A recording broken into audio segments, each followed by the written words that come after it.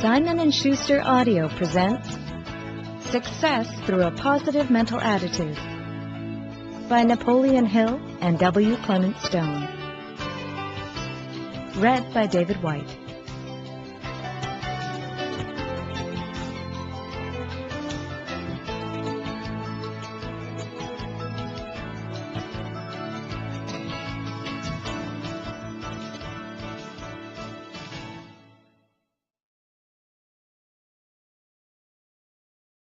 Introduction. The greatest secret of success is, there's no secret. That has been discovered by hundreds of thousands of men and women who have read this book in the 25 years since it was first published. The formula for success, far from being secret, inaccessible, or difficult to understand, is clearly spelled out in this audio book. Like those high achievers who preceded you through the ideas herein, you'll find that something wonderful happens to you as a result of your listening. If you are ready, you will achieve physical, mental, and moral health, happiness, wealth, or any other worthwhile goal whose attainment does not violate the laws of God or the rights of your fellow man.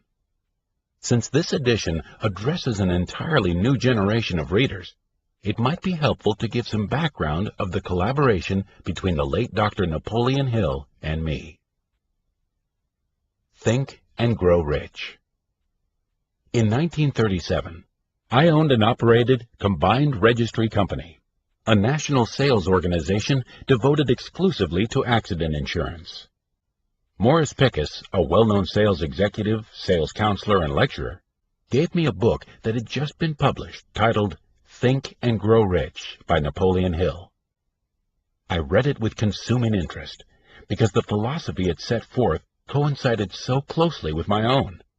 In fact, I was so taken by it that I sent copies to every one of my sales representatives throughout the United States. Bingo! I hit the jackpot, for I made a profitable discovery. I found in Think and Grow Rich a working tool that motivated my sales representatives to motivate themselves to increase their sales and profits, and something more, to acquire wealth through responding to its inspirational self-help action message. From then on, Think and Grow Rich was a standard part of the orientation packet given to all new sales representatives in my companies. I met Hill in person for the first time in 1951. He was then 68 years old, and except for occasional speaking engagements, retired to the life of a country gentleman in Glendale, California. We hit it off immediately. Our conversation sparked an array of ideas, and I urged him to come out of retirement and resume his career in motivational training and writing. He said he would, on one condition, that I be his general manager. I agreed, even though as head of a multi-million-dollar international insurance corporation, I had more than enough work to keep myself busy. Success Magazine, which began as a digest-sized publication for members of our PMA Science of Success clubs, was one of the early results of our collaboration. We called it Success Unlimited when we founded it in 1954. Its purpose was to give members a monthly recharge of motivation. We believed that motivation is like a fire. Unless you continue to add fuel, it will go out. The idea worked, and our tiny magazine grew slowly but surely over the years, changing to standard size, shortening its name, and adding pages of national advertising, until it developed into the prominent publication it is today. Through all the changes, Success has maintained the fundamental ideas that Hill and I put forth in the first issue. These positive concepts are as vital to the success of achievers of the 80s as they were then. They are at the heart of this book.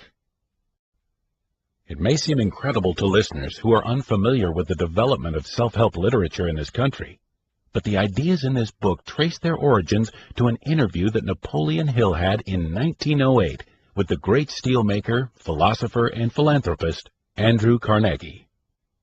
Hill, who had been born into poverty in the hills of Wise County, Virginia in 1883, was blessed with a calm, patient stepmother who persuaded him not to follow his unruly bent, but to gain an education and set high goals for himself. He supported himself in college by working as a newspaper and magazine journalist. He hoped to eventually be able to attend law school. That changed, however, one day when he was assigned to interview Carnegie. The great man was so impressed by the young writer that he invited him to his home as a guest. They visited virtually non-stop for 3 days. The older man romanced the lives of the great philosophers and the impact their ideas had had on civilization through the centuries. It made a great impression on young Hill, who listened with rapt attention. A challenge. Andrew Carnegie knew human nature.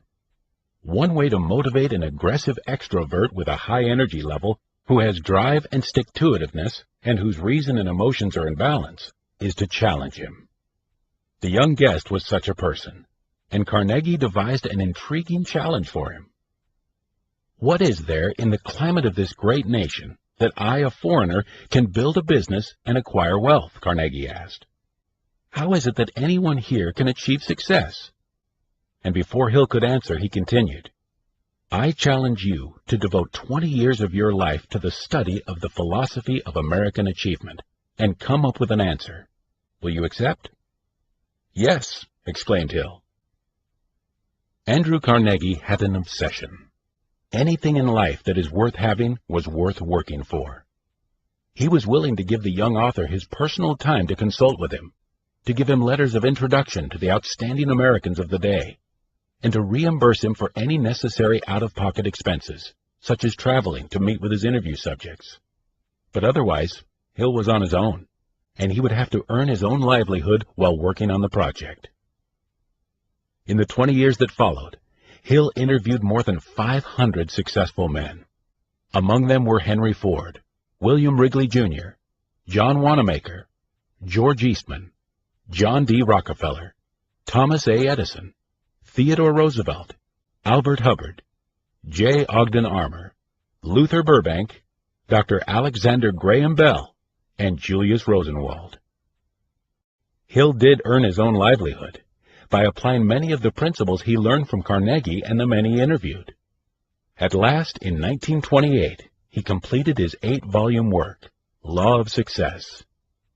These books, which were reprinted around the world and are still in print, motivated thousands of people to become outstanding achievers. On the recommendation of Senator Jennings Randolph, Hill became an advisor to 2 presidents of the United States, Woodrow Wilson and Franklin Delano Roosevelt. He influenced decisions that affected the course of American history. While he was working with Roosevelt, 7 years after the publication of Law of Success, Hill began writing the manuscript of Think and Grow Rich.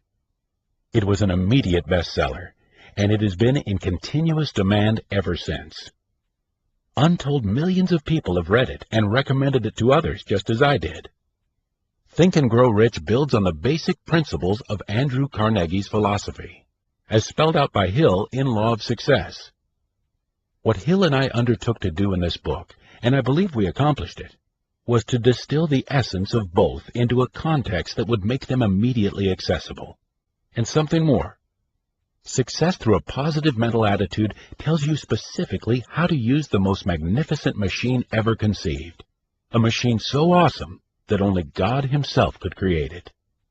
This machine is your brain and nervous system, the human computer, from which the electronic computer was designed as to function, but which it can never equal.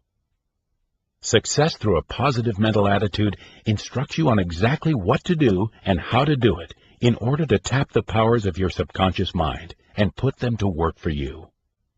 Think for a moment. Have you ever been taught how to constructively use, neutralize, control, or harmonize with your passions, emotions, instincts, tendencies, feelings, moods, and habits of thought and action? Have you ever been taught exactly how to aim high and achieve your goals regardless of the obstacles? If your answer is no, congratulations, for you are on the verge of self-discovery. You will be taught these things if you listen to and apply the principles in this book. Results are what count. Every inspirational self-help action book should be judged by one immutable test: results. That is, by whether or not it motivated the listener to motivate himself to desirable action. By this standard, Success Through a Positive Mental Attitude is reputed to be one of the most successful books of its type ever published. Napoleon Hill, who died in 1970, counted it among his greatest accomplishments. In the 25 years since it first appeared in bookstores, more than 900,000 copies have been printed. Our readers have had phenomenal results in changing their lives for the better, in meeting daily problems courageously, and bringing their desires into reality. Og Mandino, renowned motivational speaker and author of The Greatest Salesman in the World and a string of other best-selling books, was one of those who experienced great changes in his life as a result of reading Success Through a Positive Mental Attitude. Dr. Norman Vincent Peale wrote to me when I told him about this new publication, saying, "Success Through a Positive Mental Attitude is one of the few creative motivational books of our time. It should be on the required list of anyone who desires success." Another outstanding motivator, Dennis Waitley, author of Seeds of Greatness and Psychology of Winning, told me, "Your all-time classic changed my life, from that of an also-ran to a front-runner." Napoleon Hill gave me the start, and you are a constant source of inspiration to me today. I tell people, if you want to be an enduring winner, read Success Through a Positive Mental Attitude once a year. I do, and I learn something new from it each time. Reverend Robert H. Schuller told me, "Success Through a Positive Mental Attitude is one of the 10 books that has most impacted my faith and my philosophy. It is a premier book, a classic book, a historic book on one of the most important subjects a person can study. No person's education is complete without the concepts you and Napoleon Hill articulated in it so wisely and so well." But perhaps the most gratifying evidence of the book's results over the years has been the many individuals who have approached me after speaking engagements and asked me to autograph their copies. Almost invariably, they tell me, "I want to thank you for changing my life with this book." While I could give thousands of such testimonials, the greatest one would be yours when you learn and apply the principles in this book. Special instructions. Listen to this book as though we, the authors, were your personal friends, and were speaking to you and you alone. Make note of sentences, quotations, and words that are meaningful to you. Memorize self-motivators. Keep in mind at all times that the purpose of this book is to motivate you to desirable action. Abraham Lincoln developed the habit of trying to learn from the books he read, the people he met, and from casual events in daily life. These gave him ideas for reflection, and through it, he was able to recognize, relate, assimilate, and use ideas as his own. You too can convert your creative thinking, artistic talent, knowledge, personality, and physical energy into success, wealth, and happiness. This book tells you how, and if you will let it, it will motivate you to try. Look for the message in it that is applicable to you. When you recognize it, pay attention. Get into action. To direct your mind into desired channels, trying to answer each question at the end of every chapter during your thinking and planning time. To borrow a phrase from Pat Ryan, President and CEO of Combined International, the insurance company I founded, it's impossible for you to conceive how far up is, except for the limitations of your own mind. W. Clement Stone. Part 1. Where the Road to Achievement Begins. Chapter 1. Meet the most important living person. Meet the most important living person. Somewhere in this book you will meet him, suddenly, surprisingly, and with a shock of recognition that will change your whole life. When you do meet him, you will discover his secret. You will discover that he carries with him an invisible talisman with the initials PMA emblazoned on one side and NMA on the other. This invisible talisman has two amazing powers. It has the power to attract wealth, success, happiness, and health. And it has the power to repel these things, to rob you of all that makes life worth living. It is the first of these powers, PMA, that enables some men to climb to the top and stay there. It is the second that keeps other men at the bottom all their lives. It is NMA that pulls other men down from the top when they have reached it. Perhaps the story of S.B. Fuller will illustrate how it works. We are poor, not because of God. S.B. Fuller was one of 7 children of a Negro tenant farmer in Louisiana. He started to work at the age of 5. By the time he was 9, he was driving mules. There was nothing unusual in this. The children of most of the tenant farmers went to work early. These families accepted poverty as their lot and asked for no better. Young Fuller was different from his friends in one way. He had a remarkable mother. His mother refused to accept this hand-to-mouth existence for her children, though it was all she had ever known. She knew there was something wrong with the fact that her family was barely getting along in a world of joy and plenty. She used to talk to her son about her dreams. "We shouldn't be poor, S.B.," she used to say. "And don't ever let me hear you say that it is God's will that we are poor. We are poor, not because of God. We are poor because Father has never developed a desire to become rich. No one in our family has ever developed a desire to be anything else. No one had developed a desire to be wealthy." This idea became so deeply ingrained in Fuller's mind that it changed his whole life.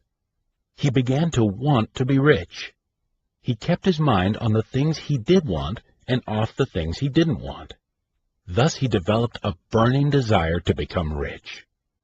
The quickest way to make money, he decided, was to sell something. He chose soap. For 12 years he sold it door to door. Then he learned that the company which supplied him was going to be sold at auction. The firm price was $150,000. In 12 years of selling and setting aside every penny, he had saved $25,000.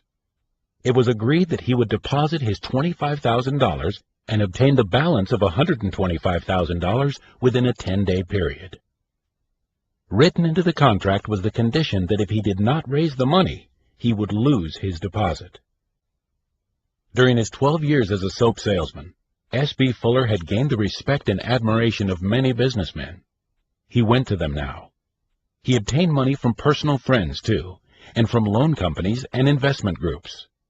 On the eve of the 10th day, he had raised $115,000.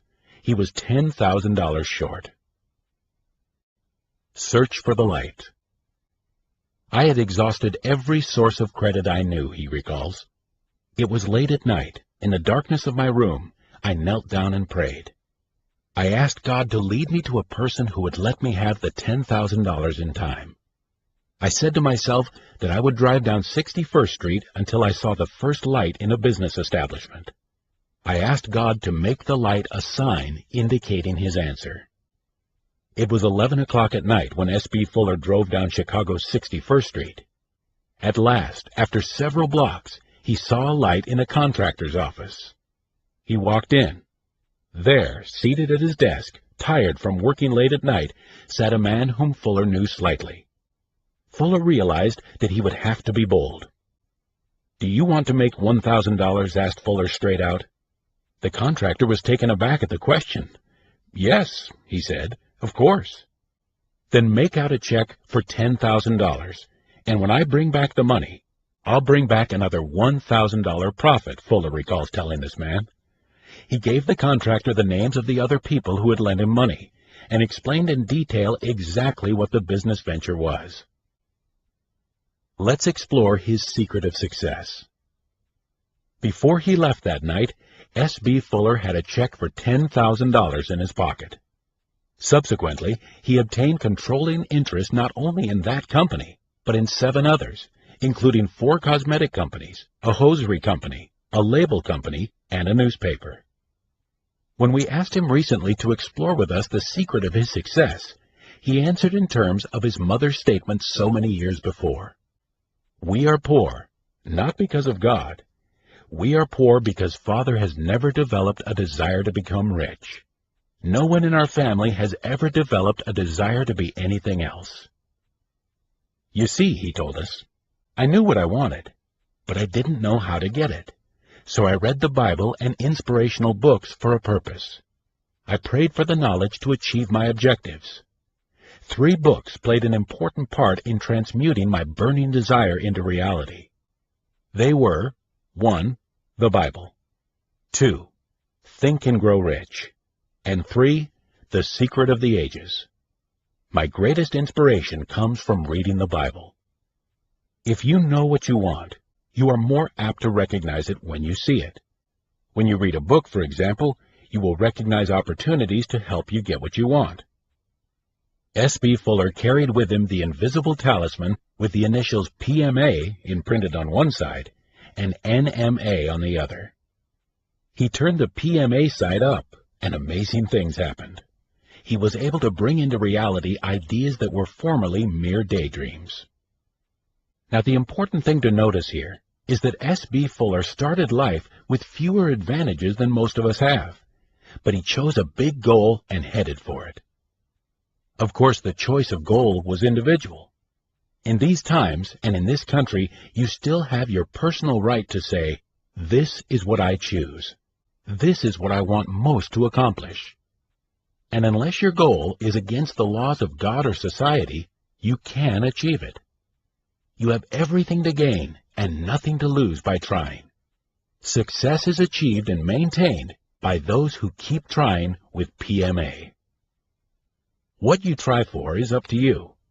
Not everyone would care to be an S.B. Fuller, responsible for large manufacturing concerns. Not everyone would choose to pay the costly price of being a great artist. To many, the riches of life are quite different. A skill in day-to-day living which adds up to a happy, love-filled life is success. You can have this and other riches too. The choice is yours. But whether success to you means becoming rich as it did to S.B. Fuller, or the discovery of a new element in chemistry, or the creation of a piece of music, or the growing of a rose, or the nurturing of a child, no matter what success means to you, the invisible talisman with the initials PMA emblazoned on one side and NMA on the other can help you achieve it. You attract the good and desirable with PMA. You repel them with NMA. Every adversity has the seed of an equivalent or greater benefit. But what if I have a physical handicap? How can a change of attitude help me, you may ask? Perhaps the story of Tom Dempsey, a boy who was disabled at birth, will give you your answer. Tom was born without half a right foot and only a stub of a right arm. As a boy, he wanted to engage in sports as the other boys did. He had a burning desire to play football. Because of this desire, his parents had an artificial foot made for him. It was made of wood. The wooden foot was encased in a special stubby football shoe. Hour after hour, day after day, Tom would practice kicking the football with his wooden foot. He would try and keep on trying to make field goals at greater and greater distances. He became so proficient that he was hired by the New Orleans Saints.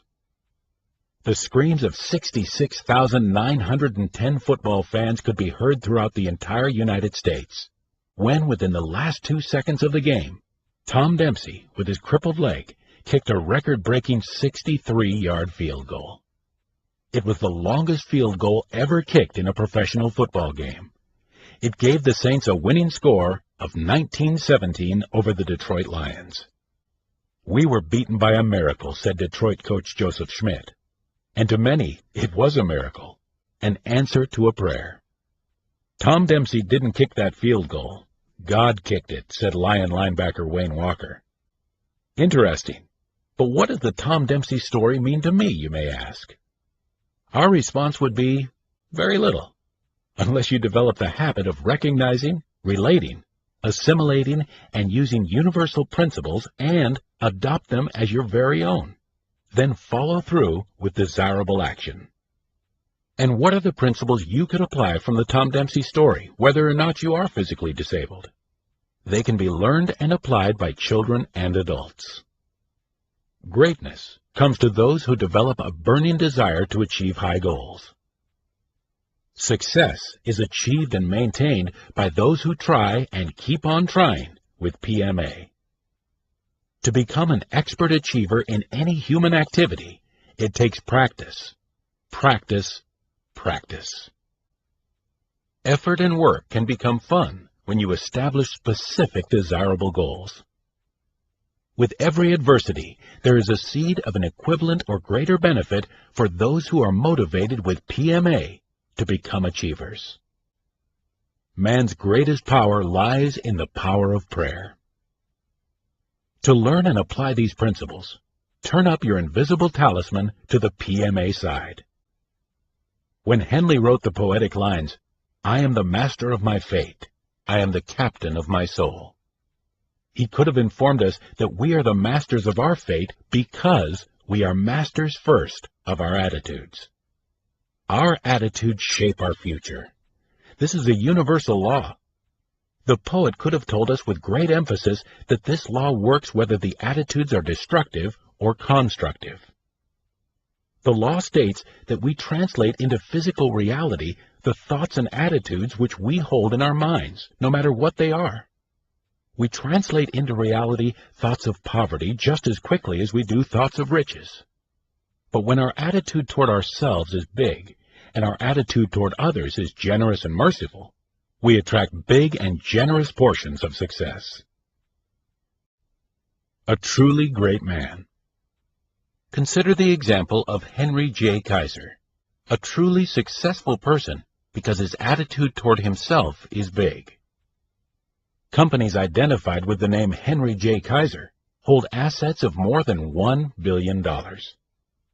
Because he is generous and merciful to others, the speechless have been made to talk, the crippled have been restored to useful lives, and hundreds of thousands of persons have received hospital care at a very low cost. All this grew from seeds of thought planted within him by his mother. Mary Kaiser gave her son Henry the priceless gift. She also taught him to apply the greatest value in life. 1. The priceless gift. After her day's work, Mary Kaiser would spend hours as a volunteer nurse helping the unfortunate. Often she said to her son, "Henry, nothing is ever accomplished without work. If I leave you nothing else but the will to work, I will have left you the priceless gift, the joy of work." 2. The greatest value in life. "It was my mother," said Mr. Kaiser, "who first taught me some of the greatest values in life. Among these were the love of people and the importance of serving others. Loving people and serving them," she used to say, "is the greatest value in life." Henry J. Kaiser knows the power of PMA. He knows what it can do in his life and for his country. He also knows the force of NMA. During World War II, he built over 1,500 ships with such rapidity that he startled the world. When he said, "We can construct a Liberty ship every 10 days, the experts said, "It can't be done. It's impossible." Yet Kaiser did it.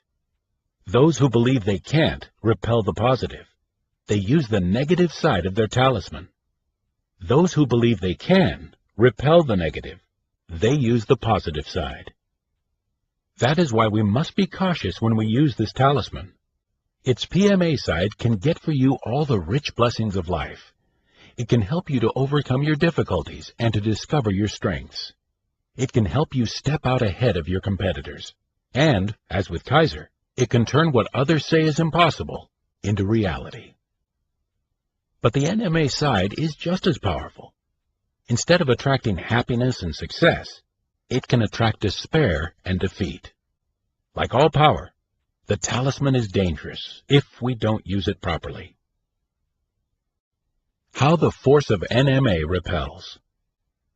There's a very interesting story which illustrates how the force of NMA repels. It comes out of one of the southern states. There, where wood-burning fireplaces are still used to heat homes, lived a woodcutter who also was an unsuccessful person. For more than 2 years, he had supplied a certain homeowner with firewood. The woodcutter knew that the logs could not be larger than 7 inches in diameter if they were to fit this particular fireplace. On one occasion, this old customer ordered a cord of wood, but was away when it was delivered. On arriving home, he discovered that most of the wood was larger than the specified size. He called the woodcutter and asked him to have the oversized logs exchanged or split. "I can't do that," said the wood dealer. "It would cost more than the whole load is worth." With that, he hung up. So the homeowner was left with the job of splitting the logs himself. He rolled up his sleeves and set to work. About halfway through the job, he noticed that one particular log had a very large knothole which someone had plugged up. The homeowner lifted the log. It seemed unusually light and appeared to be hollow. With a hefty swing of the axe, he split the log. A blackened roll of tinfoil fell out. The homeowner stooped down, picked up the roll, and unwrapped it. To his amazement, it contained very old $50 and $100 bills. Slowly he counted them. They amounted to exactly $2,250. The bills had evidently been in the tree for many years, as the paper was very brittle. The homeowner had PMA. His only thought was to get the money back to its rightful owner. He picked up the telephone, called the wood dealer again, and asked him where he had cut this load. Again the woodcutter's NMA asserted its repelling power.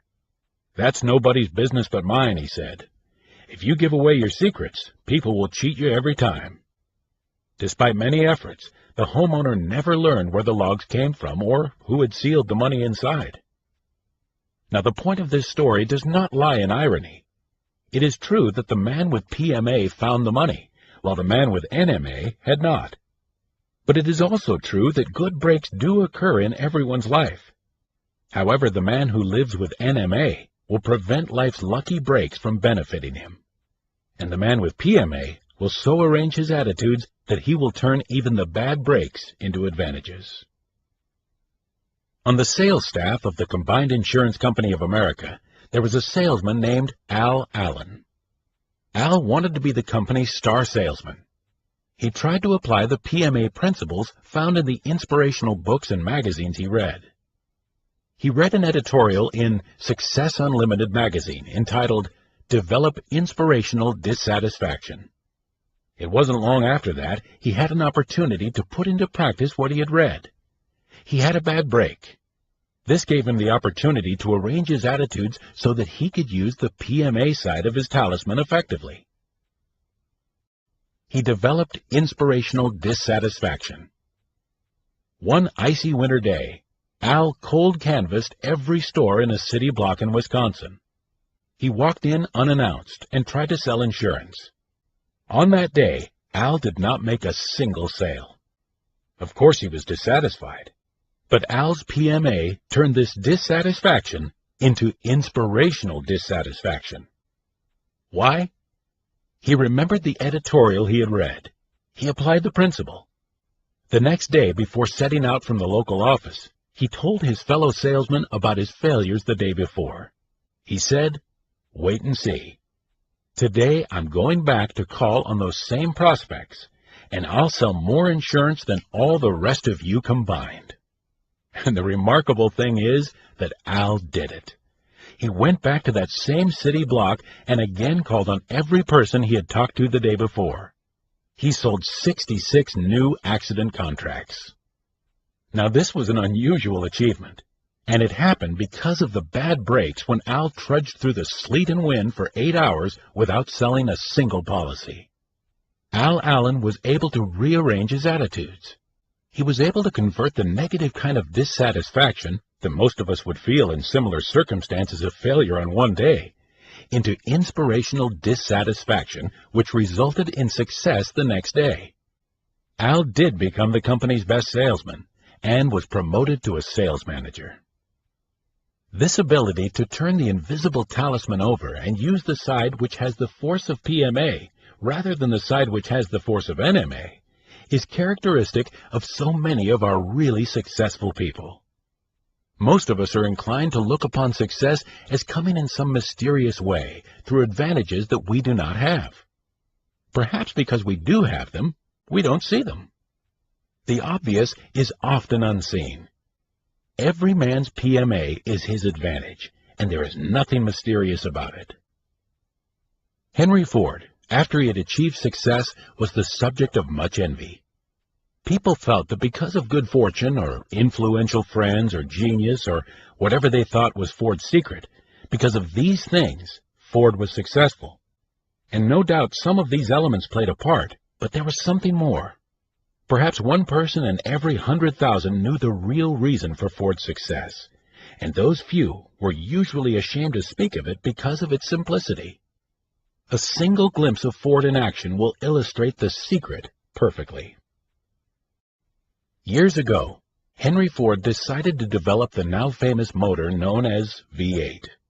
He wanted to build an engine with the entire 8 cylinders cast in one block.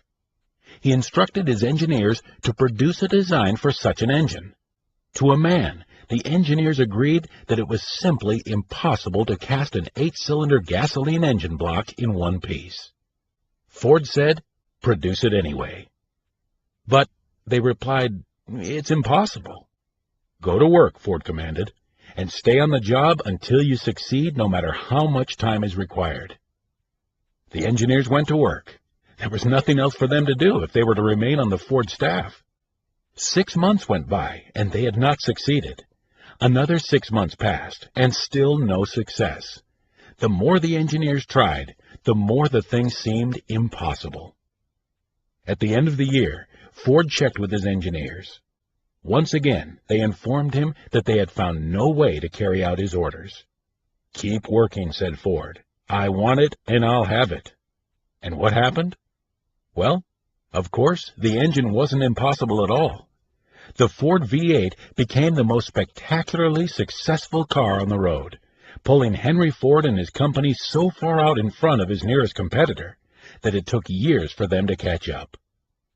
He was using PMA, and the same power is available to you. If you use it, if you turn your talisman to the right side as Henry Ford did, you too can achieve success in bringing into reality the possibility of the improbable. If you know what you want, you can find a way to get it. A man of 25 has before him some 100,000 working hours should he retire at 65. How many of your working hours will be alive with the magnificent force of PMA? And how many of them will have the life knocked out of them with the stunning blows of NMA? But how do you go about putting PMA to work in your life rather than NMA? Some people seem to use this power instinctively. When it came to developing the Ford car, Henry Ford was one of these. Others have to learn. Al Allen learned by relating and assimilating what he read in inspirational magazines and books. Success Through a Positive Mental Attitude is such a book. You too can learn to develop PMA. Some people use PMA for a while, but when they receive a setback, they lose faith in it. They start out right, but some bad breaks cause them to flip the talisman wrong side up. They fail to realize that success is maintained by those who keep trying with PMA. They are like the famous old racehorse John P. Greer. John P. Greer was a thoroughbred of great promise. Such promise, in fact, that he was groomed, trained, and billed as the only horse that stood a chance of beating the greatest racehorse of all time, Man o' War. Don't let your mental attitude make you a has-been. In the Dwyer Stakes at Aqueduct in July of 1920, the two horses finally met. It was a magnificent day. All eyes were riveted on the starting post. The two horses got away evenly. Down the track they went side by side. It was clear that John P. Greer was giving Man o' War the race of his life. At the quarter mark, they were even. The half mark, the three-quarter mark, and still they were even. At the 8th pole, neck and neck. Then in the stretch, John P. Greer brought the crowd to its feet. Slowly, he edged ahead. It was a moment of crisis for Man o' War's jockey. He made up his mind. For the first time in the great horse's career, the jockey flicked him solidly on the rump with his whip. Man o' War reacted as though the jockey had set fire to his tail. He shot out ahead and pulled away from John P. Greer as if the other horse were standing still. At the end of the race, Man-O-War was 7 lengths ahead. But the significant thing from our point of view was the effect of defeat on the other horse. John P. Greer had been a horse of great spirit. Victory was in his attitude. But he was so broken by this experience that he never really recovered. All of his races afterwards were weak, half-hearted attempts, and he never won again. People are not racehorses, but this story is reminiscent of far too many men who in the boom years of the 1920s started off with a wonderful attitude of success. They achieved financial success, and then, when the Depression struck in 1930, they experienced defeat. They were crushed. Their attitude changed from positive to negative. Their talisman flipped to the side that read NMA. They stopped trying. They, like John P. Greer, became has-beens. Some people seem to use PMA pretty much all the time. Others start and then quit. But others, the vast majority of us, have never really begun to use the tremendous powers available to us. What about us? Can we learn to use PMA as we've learned other skills? The answer, based on our years of experience, is a definite yes. This is the subject of this book. In the chapters that follow, we will show you how it can be done. The effort to learn will be worth it because PMA is the essential ingredient in all success. Meet the most important living person. The day you recognize PMA for yourself is the day that you will meet the most important living person. Who is he? Why, the most important living person is you, as far as you and your life are concerned. Take a look at yourself. Isn't it true that you carry with you an invisible talisman with the initials PMA emblazoned on one side and NMA on the other? What exactly is this talisman, this force? The talisman is your mind. PMA is a positive mental attitude. A positive mental attitude is the right mental attitude. What is the right mental attitude? It is most often comprised of the plus characteristics symbolized by such words as faith, integrity, hope, optimism, courage, initiative, generosity, tolerance, tact, kindliness, and good common sense.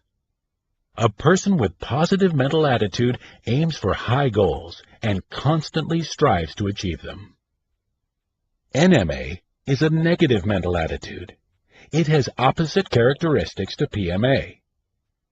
After years spent studying successful men, the authors of Success Through a Positive Mental Attitude have come to the conclusion that a positive mental attitude is the one simple secret shared by them all. It was PMA that helped S.B. Fuller overcome the disadvantages of poverty.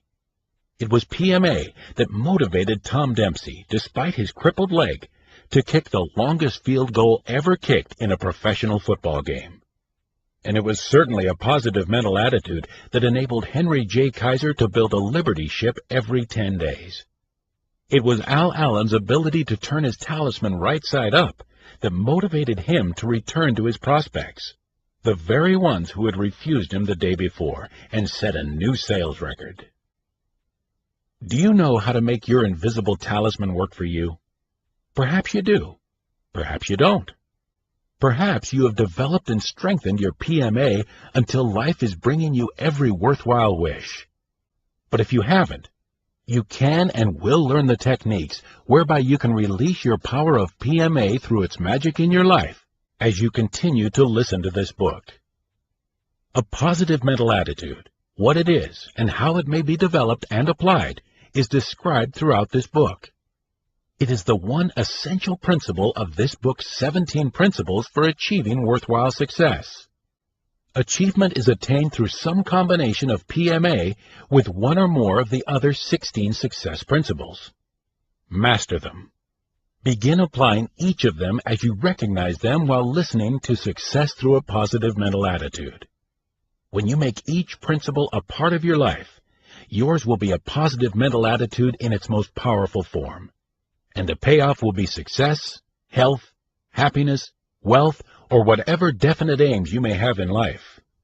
These will be yours, provided you don't violate the laws of infinite intelligence and the rights of your fellow men. Such violations are the most repellent forms of NMA. In Chapter 2, you will find the formula by which you may keep your mind positive. Master that formula. Apply it in all that you do, and you will be on your way to the attainment of your every desire. Pilot number 1. Thoughts to steer by. 1. Meet the most important living person. That person is you. Your success, health, happiness, wealth depend on how you use your invisible talisman. How will you use it? The choice is yours. 2. Your mind is your invisible talisman. The letters PMA, positive mental attitude, are emblazoned on one side, and NMA, negative mental attitude, on the other. These are powerful forces. PMA is the right mental attitude for each specific occasion. It has the power to attract the good and the beautiful. NMA repels them. It is a negative mental attitude that robs you of all that makes life worth living. Self-question. How can I develop the right mental attitude? Be specific. 3. Don't blame God for your lack of success. Like S.B. Fuller, you can develop a burning desire to succeed. How? Keep your mind on the things you want and off the things you don't want. How? 4. Like S.B. Fuller, read the Bible and inspirational books for a purpose. Ask for divine guidance. Search for the light. Self-question. Do you believe it's proper to ask for divine guidance? 5. Every adversity has the seed of an equivalent or greater benefit for those who have PMA. Sometimes the things that seem to be adversities turn out to be opportunities in disguise. Tom Dempsey discovered this as a cripple. Self-question. Will you engage in thinking time to determine how you can turn adversities into seeds of equivalent or greater benefits? 6. Accept the priceless gift, the joy of work. Apply the greatest value in life. Love people and serve them. Like Henry J. Kaiser, you will attract big and generous portions of success. You can if you develop PMA. Self-question. Will you search to find out how you can develop PMA as you continue to listen to this book? 7. Never underestimate the repellent power of a negative mental attitude. It can prevent life's lucky breaks from benefiting you. Self-question. PMA attracts good luck. How can I develop the habit of PMA? 8. You can profit by disappointment if it is turned into inspirational dissatisfaction with PMA. Like Al Allen, develop inspirational dissatisfaction. Rearrange your attitudes and convert a failure of one day into success on another. How do you think you can develop inspirational dissatisfaction? 9. Bring into reality the possibility of the improbable by acquiring PMA. Say to yourself, as Henry Ford said to his engineers, keep working. Self-question. Have you the courage to aim high and strive daily to keep your goal before you? 10. Don't let your mental attitude make you a has-been. When you become successful and a depression or any other unfavorable circumstance arises which causes you a loss or defeat, act on the self-motivator. Success is achieved by those who try and maintained by those who keep trying with PMA. This is the way to avoid being crushed. Universal principles in self-motivator form. Every adversity has the seed of an equivalent or greater benefit. Greatness comes to those who develop a burning desire to achieve high goals. Success is achieved and maintained by those who try and keep on trying with PMA. To become an expert achiever in any human activity, it takes practice, practice, practice. Man's greatest power lies in the power of prayer. Chapter 2. You can change your world. We now know that PMA is a positive mental attitude, and we also know that a positive mental attitude is one of the 17 success principles. When you begin to apply a combination of these principles with PMA in your chosen occupation or to a solution of your personal problems, you are on the road to success. Then you are on the right track and headed in the right direction toward getting what you want. To achieve anything worthwhile in life, it is imperative that you apply PMA, regardless of what other success principles you employ. PMA is the catalyst which makes any combination of success principles work to attain a worthwhile end. It is NMA, combined with some of the same principles, that is the catalyst which results in crime or evil. And grief, disaster, tragedy, sin, disease, death are some of its rewards. 17 Success Principles. The authors have for many years given lectures, instructed classes, and conducted a correspondence course on the 17 Success Principles. The title of the course, PMA, The Science of Success. These 17 principles are: 1. A positive mental attitude. 2. Definiteness of purpose. 3. Going the extra mile. 4. Accurate thinking. 5. Self-discipline. 6. The mastermind. 7. Applied faith. 8. A pleasing personality. 9. Personal initiative. 10. Enthusiasm. 11. Controlled attention. 12. Teamwork. 13. Learning from defeat. 14. Creative vision. 15. Budgeting time and money. 16. Maintaining sound physical and mental health. 17. Using cosmic habit force, universal law. These 17 success principles are no creation of the authors. They were extracted from the lifetime experiences of hundreds of the most successful persons our nation has known during the past century. As long as you live, from this day forward, you can analyze your every success and every failure. That is, if you imprint these 17 principles indelibly in your memory. You may develop and maintain a permanent positive mental attitude by making it your responsibility to adopt and apply these 17 principles in your daily living. There is no other known method by which you may keep your mind positive. Analyze yourself courageously, now, and learn which of these 17 principles you have been using and which of them you have been neglecting. In the future, analyze both your successes and your failures using the 17 principles as a measuring device. And very soon, you will be able to lay your finger on what has been holding you back. If you have PMA and don't succeed, then what?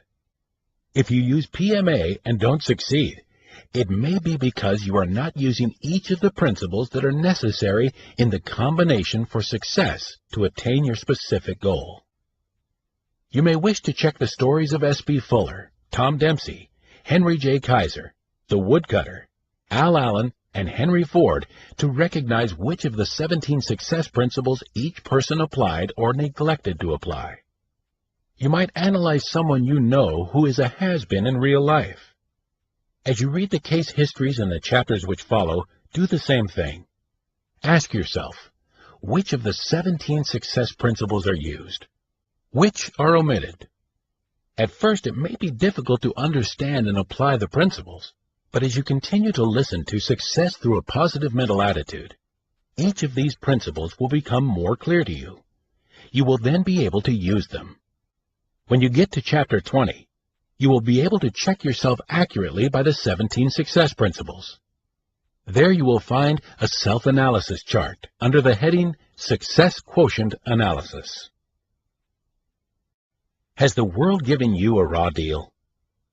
The students who have enrolled in the PMA Science of Success course have often been people who consider themselves failures in some area of their lives.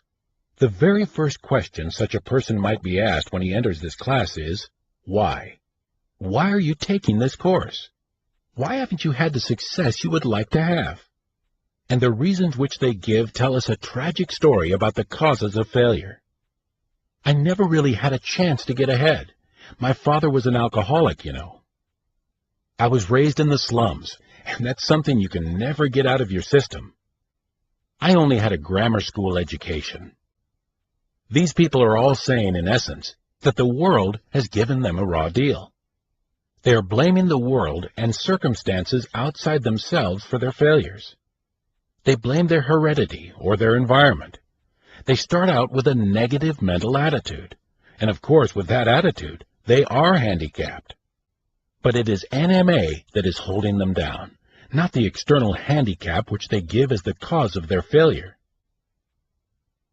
A lesson learned from a child. There's a wonderful little story about a minister who one Saturday morning was trying to prepare his sermon under difficult conditions. His wife was out shopping. It was a rainy day, and his young son was restless and bored with nothing to do. Finally, in desperation, the minister picked up an old magazine and thumbed through it until he came to a large, brightly colored picture. It showed a map of the world. He tore the page from the magazine, ripped it into little bits, and threw the scraps all over the living room floor with the words, "Johnny, if you can put this all together, I'll give you a quarter." The preacher thought this would take Johnny most of the morning, but within 10 minutes there was a knock on his study door. It was his son with the completed puzzle. The minister was amazed to see Johnny finish so soon, with the pieces of paper neatly arranged and the map of the world back in order. "Son, how did you get that done so fast?" the preacher asked. "Oh," said Johnny, "it was easy. On the other side there was a picture of a man. I just put a piece of paper on the bottom, put the picture of the man together, put a piece of paper on top, and then turned it over. I figured that if I got the man right, the world would be right." The minister smiled and handed his son a quarter. "And you've given me my sermon for tomorrow, too," he said. "If a man is right, his world will be right." There's a great lesson in this idea. If you are unhappy with your world and want to change it, the place to start is with yourself. If you are right, your world will be right. This is what PMA is all about. When you have a positive mental attitude, the problems of your world tend to bow before you. You were born a champion. Have you ever thought about the battles you won before you were born? Stop and think about yourself, says Amram Scheinfeld, an expert on genetics. In all the history of the world, there was never anyone else exactly like you. And in all the infinity of time to come, there will never be another. You are a very special person, and many struggles took place that had to be successfully concluded in order to produce you. Just think. Tens of millions of sperm cells participated in a great battle, yet only one of them won, the one that made you. It was a great race to reach a single object, a precious egg containing a tiny nucleus. This goal for which the sperms were competing was smaller in size than the point of a needle, and each sperm was so small that it would have to be magnified thousands of times before it could be seen by the human eye. Yet it is on this microscopic level that your life's most decisive battle was fought. The head of each of the millions of sperms contained a precious cargo of 24 chromosomes, just as there were 24 in the tiny nucleus of the egg. Each chromosome was composed of jelly-like beads closely strung together. Each bead contained hundreds of genes to which scientists attribute all the factors of your heredity. The chromosomes in the sperm comprised all the hereditary material and tendencies contributed by your father and his ancestors. Those in the egg nucleus, the inheritable traits of your mother and her ancestors. Your mother and father themselves represented the culmination of over 2 billion years of victory in the battle to survive. and then one particular sperm, the fastest, the healthiest, the winner, united with the waiting egg to form one tiny living cell. The life of the most important living person had begun. You had become a champion over the most staggering odds you will ever have to face. For all practical purposes, you had inherited from the vast reservoir of the past all the potential abilities and powers you need to achieve your objectives. You were born to be a champion, and no matter what obstacles and difficulties lie in your way, they are not 1/10 so great as the ones that have already been overcome at the moment of your conception. Victory is built in to every living person. Take the case of Irving Ben Cooper, who was one of America's most respected judges. But this was very far from the way young Ben Cooper thought of himself as a young boy. How a frightened boy developed PMA. Ben grew up in a near-slum neighborhood in St. Joseph, Missouri. His father was an immigrant tailor who earned little money. Many days there simply wasn't enough to eat. To heat their small home, Ben used to take a coal scuttle and walk down to the railroad tracks that ran nearby.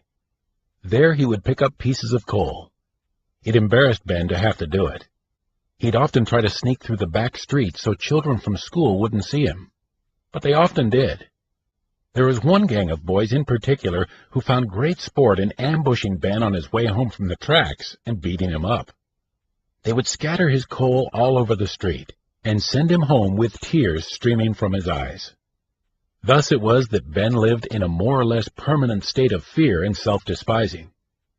Something happened, as it always must when we break the pattern of defeat. The victory within us does not assert itself until we are ready. Ben was inspired to positive action because he read a book.